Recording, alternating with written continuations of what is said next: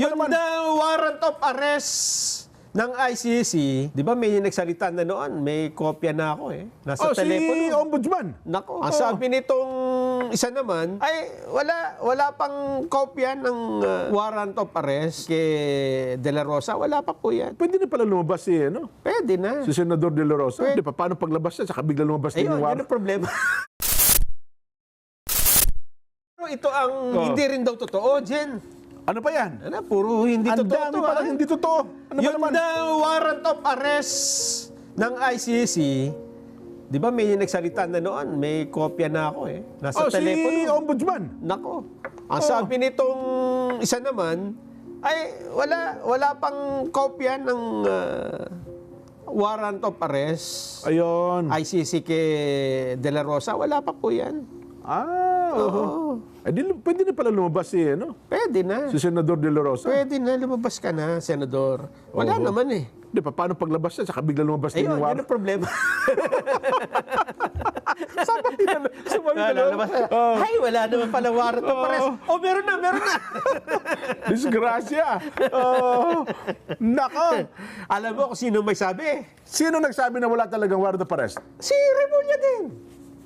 Yung mas may edad o yung bata-bata? Hindi yung nagsabi na may warrant na. So si SILG, John Vic. Oo. Aha. Sabi niya, pakinggan na lang natin si John Vic. Sige nga. Ano ba totoo? Sabi ng kuya mo, may warrant na daw, nasa telepono eh. Oh. Ikaw, kumusta naman ang telepono? Patingin nga. Ha? As far as I'm concerned, wala pa ako nakikitang formal copy of a warrant of arrest or request for an arrest from the ICC. So just to make it clear, the DFA, neither the DFA nor the LGU, the DILG, PNP, nor the Center for Transnational Crimes have received a formal copy of the warrant of arrest. However, there are several people who claim to have seen a copy, but the formal copy has not been yet shown to us. So, as far as we are concerned, wala pa talagang warrant of arrest. Ayun. So, kung DILG ang pag-uusapan, Nelson, wala talagang warrant of arrest. Pero para sa ombudsman, Meron. Nasa cellphone.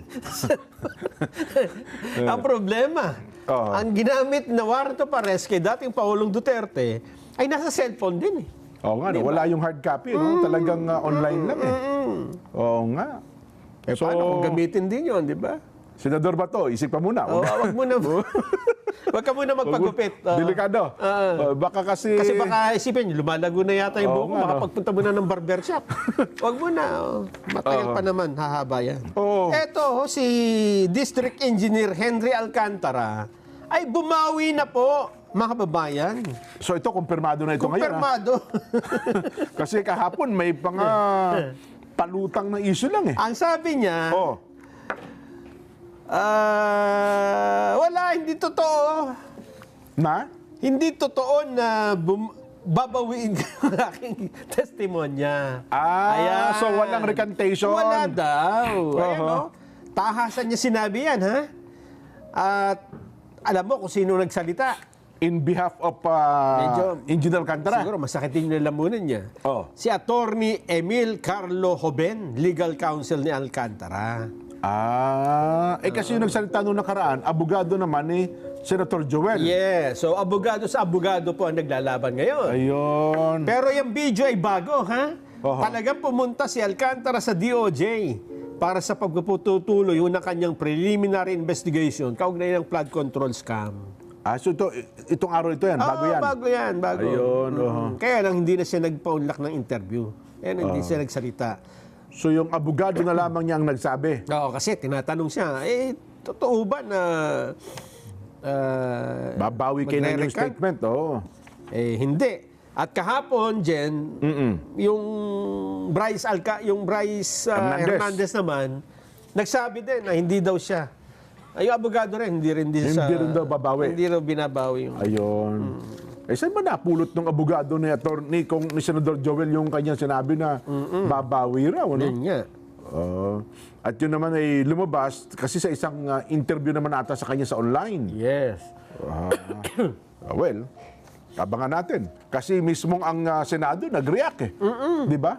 Magpapatawag nga ng investigasyon sa susunod na araw at ipatatawag daw itong mga ito para tignan at malaman kung totoo nga bang may recantation o wala. Yun nga. Yun. Wala daw. Wala pala. Walang totoong, hindi raw totoo. So hindi na tutuloy yung pagdinig. Hindi naman pala totoo eh. Hindi natin alam. Tuloy pa rin. Pero isang taon na ang nakalipas. Enero at 13 nga rin pala yun. Ano? Yun nga. Oo. At matapos po noon, eto, baka sa Pebrero sa isdaw, Nelson, may panibagong impeachment. Ayun nga. Di ba? Oo, kasi may inaayos ngayon eh. Ha? Aha. May inihahandang bagong impeachment laban sa Vice President. At bukod dyan, meron ding impeachment laban din naman sa Presidente. Dyan. Nako, yun na nga. Puro impeachment na naman po tayo. Yung mga diehard daw, DDS daw yung ano, di sabi. Totoo ba yun? Aywan ko lamang po, well, parehas daw may mga nagbabantang may parehong may endorser eh. Di ba? Yun hong impeachment kay BP Inday at impeachment daw po kay BBM. Pero sabi ngayon sa mga balita, mukhang iba na raw ang tono ngayon ng Pangulong Bongbong. Ano na ang Kung ang tono? pag-uusapan daw ay sa impeachment. Di ba dati sabi niya, it's a storm in a teacup. Walang kakwenta-kwenta yan. Walang may dadagdag na anuman sa sambayanan yan. Yan. Ngayon, Parang iba na raw ang direksyon ngayon. hindi, ang sabi nga ni Jose Claire Castro, kung paano nyo inimbestigahan yung flood control, Oo. ganon din ang impeachment. Yan. Di ba? Dapat kaharapin din daw yung mga bagay na yun. Pero ako, Nelson, naninindigan tayo na ang impeachment ay talagang magpapahati-hati yan ng ating mga kababayan. Tsaka, Diba? dyan, ang sabi nga natin dito, ano ba talagang priority natin? Ano man dapat natin unahin? Tapos na ba tayo sa flood control? Yung bang binabaha ngayon dahil sa may ghost flood control, maayos na bang kanilang buhay? Wala na bang baha? Hindi po. Hindi po nasolusyonan. Hindi nga eh. At yung Kalumpit, Bulacan hanggang ngayon po ay binabaha pa rin. Yung pinuntahan yung bulusan. Di ba? Bulusan, Kalumpit, Bulacan. Tsaka yung magkakalapit doon na Yan. bayan. Opo. Tinitingnan ko nga sa video kanina, ganun pa rin daw ang sitwasyon nila, Nelson. Mukhang na-adapt na po nila ang ganong klase ng pamumuhay. Nakakalungkot yun, Jen. Oo. Na alam mo yung problema. Nakita mo pumunta ka nga doon eh. Baha ang ating mga kababayan doon.